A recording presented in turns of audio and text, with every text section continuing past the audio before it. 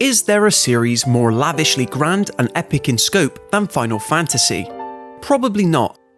Because in the 3 decades it's been in existence, we've never been able to stop enjoying visiting these incredibly detailed sci-fi and fantasy worlds, investing in their eclectic cast of characters, and for some reason continuously fighting a bloke named Sephiroth.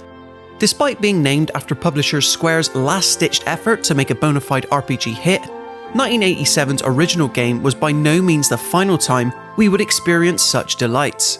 As such, today we'll be celebrating the franchise's history by ranking every Final Fantasy game ever, as voted for over on the official Push Square website by you. That's right, you've only got yourselves to blame for where your favourite entry ends up on this list.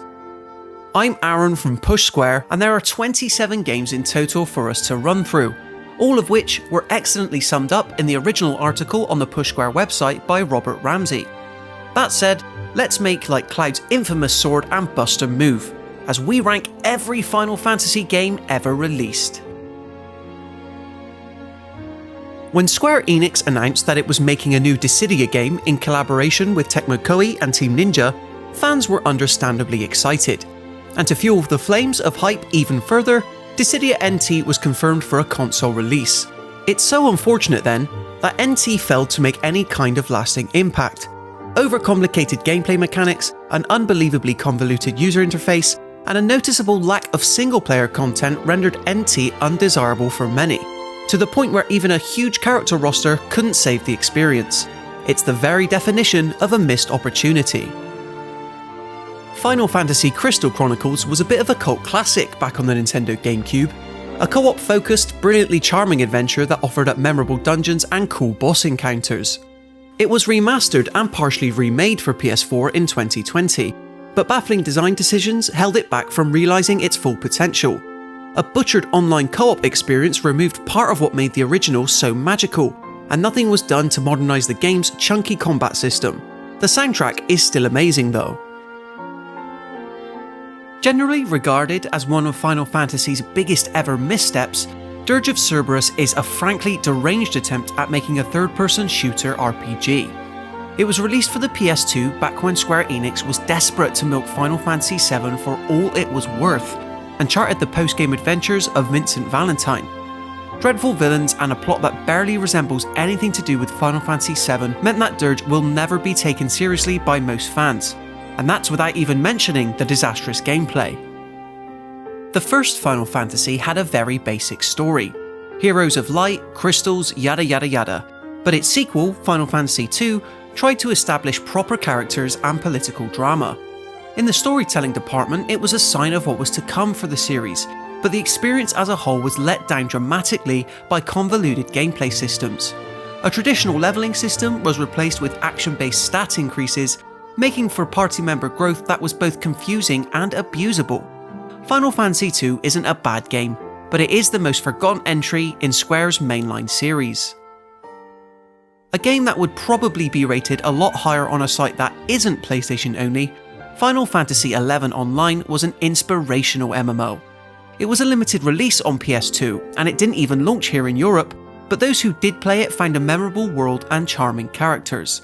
Obviously, Final Fantasy XIV would shrug 11 aside in time, but there's no doubt that this old MMO holds a special place in the heart of some fans.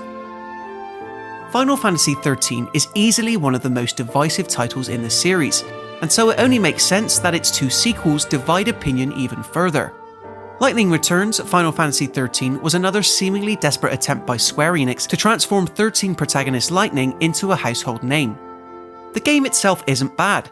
It's got an interesting battle system and a relatively unique limited time mechanic, but when it released in 2013, a lot of fans were already sick and tired of 13's extremely convoluted storytelling, world and characters. In a lot of ways, Final Fantasy XIII-2 addressed the most criticised parts of Final Fantasy XIII.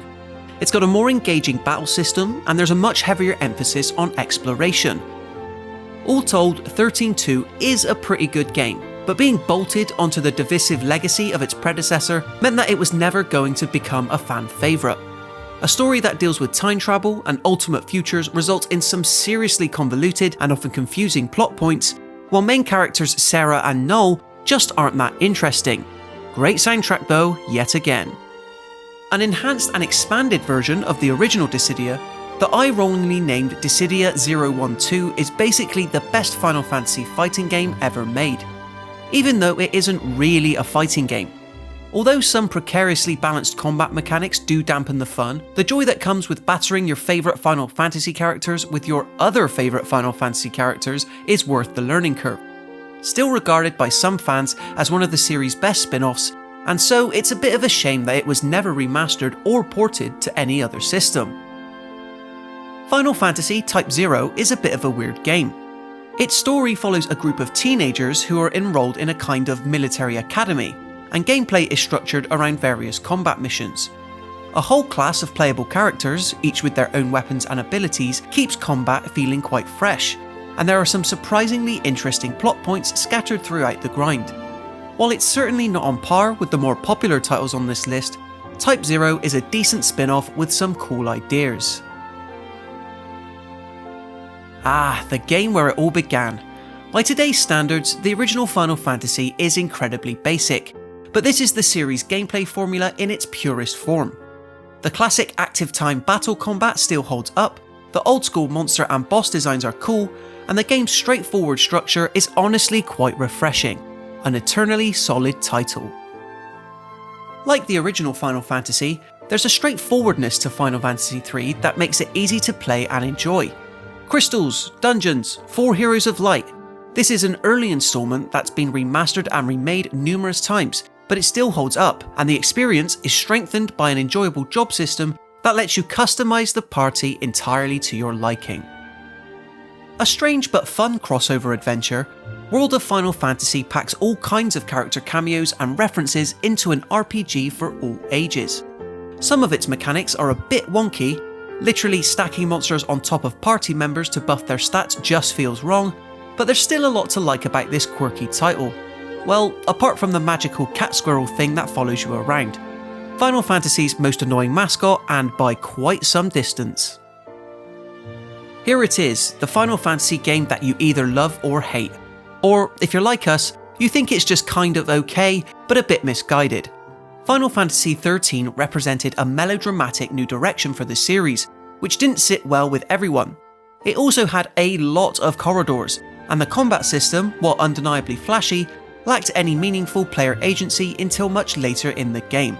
In hindsight, it was clearly a troubled project, delayed internally and overhauled God knows how many times, but it's still a reasonably interesting experience if you can get around all its frustrations. Another weird Final Fantasy game, Final Fantasy X-2 is a direct sequel to the beloved Final Fantasy X, duh, and that alone is enough to irk many of its predecessors' biggest fans. At a glance, it's hard not to be annoyed with the way that X-2 treats the world and characters that helped define the first game, and at times, it almost feels like pure fanfiction.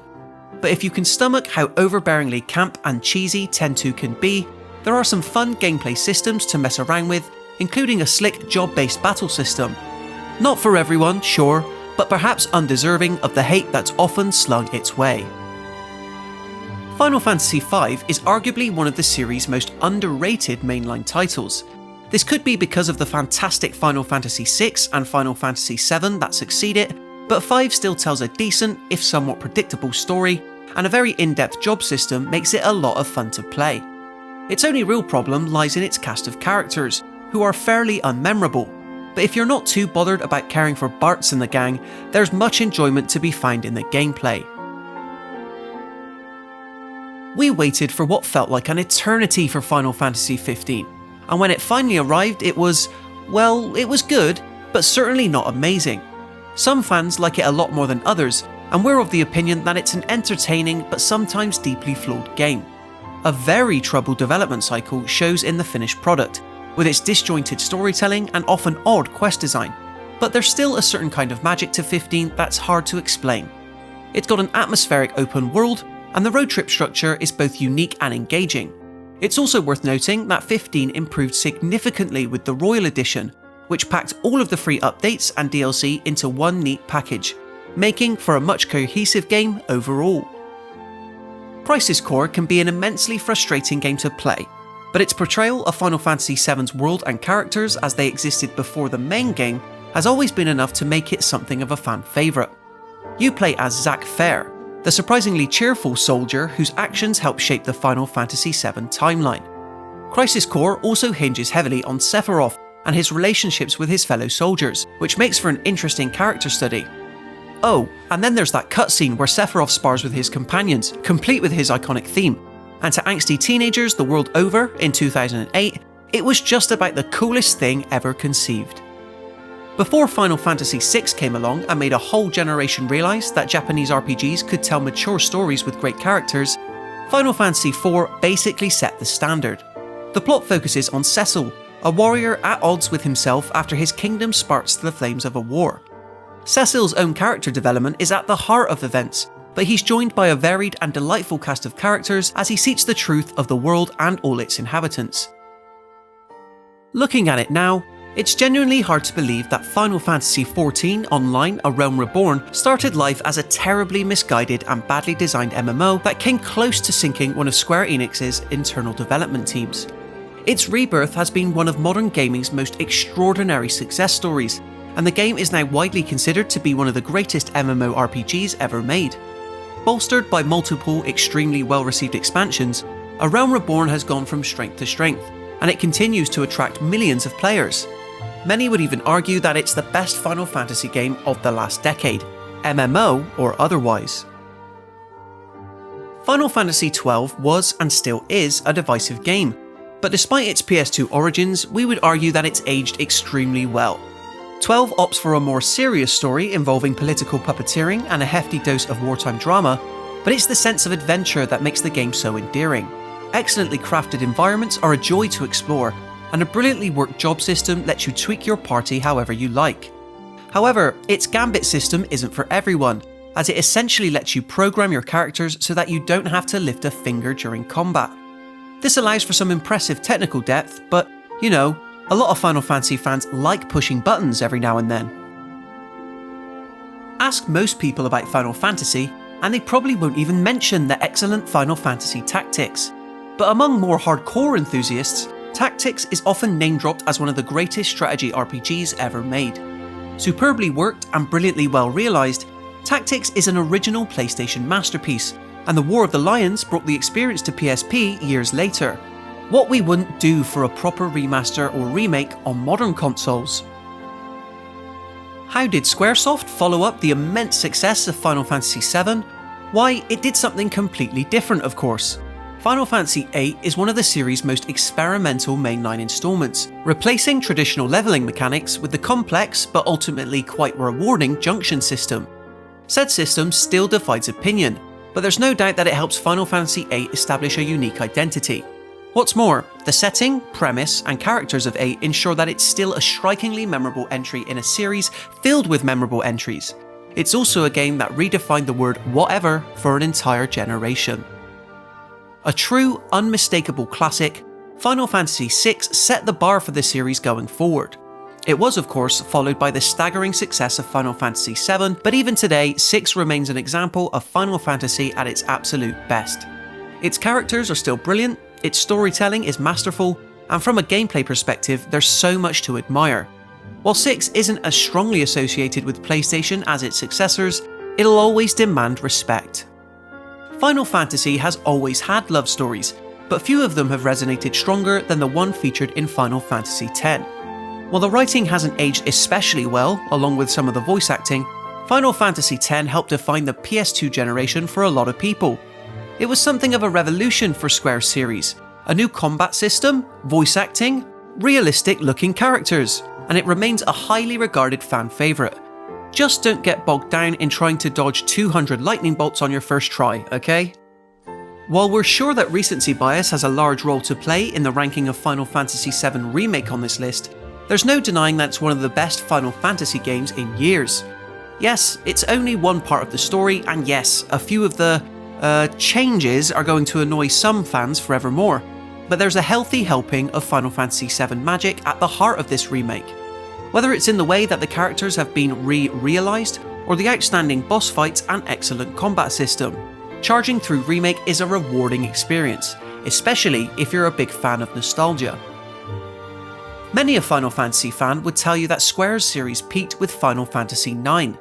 An indisputable PlayStation classic, it first released as an utterly outstanding swan song for Sony's first console.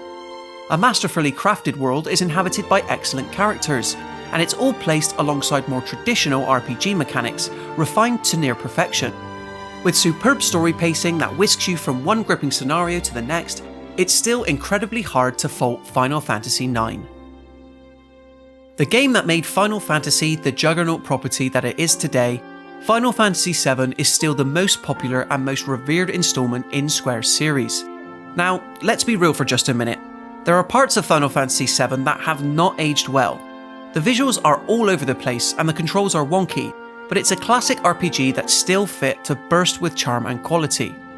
Its battle and materia system are timeless, and its cast of characters is outstanding. There's a reason why Square Enix is still making Final Fantasy VII nearly 25 years after its original release. Wow, that was a lot of Final Fantasy games. Precisely all of them, to be exact. Whereabouts did your favourite installment rank on this list? Let me know in the comments below. Then, when you've done that, be sure to leave this video a like if you enjoyed it, and consider subscribing to Push Square for everything else PlayStation related. Until then, thank you so much for watching, and I'll see you in the next one.